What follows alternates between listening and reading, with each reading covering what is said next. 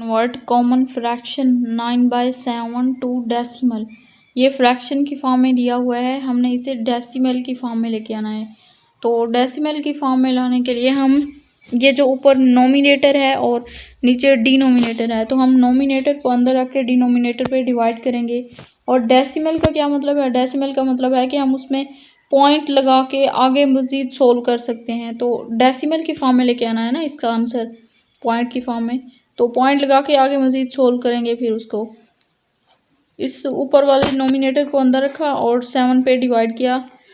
तो 7 1 7 1 द 7, मतलब 7 1 7, 9 में से 7 गए तो 2 बचा।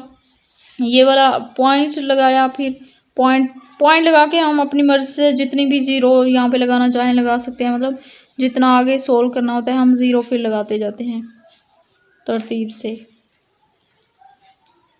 0 नीचे लेके आए तो 7 2 14, यहाँ पे पॉइंट लगाया था 1 के बाद 0 लगाने के लिए। यहाँ पे 7 1 7 7 2 14, 10 में से 4 गए तो 6 आ गए। अब 0 एक और नीचे लेके आए तो 7 8 56, फिर 10 में से 6 गए 4 आ गए। 0 एक और लेके आए नीचे, 56 में से ये 10 में से 6 गए तो 4 आ गए। और 7 5, अब 7 8 56, 7 5 35, यहाँ पे क्या आएगा? 7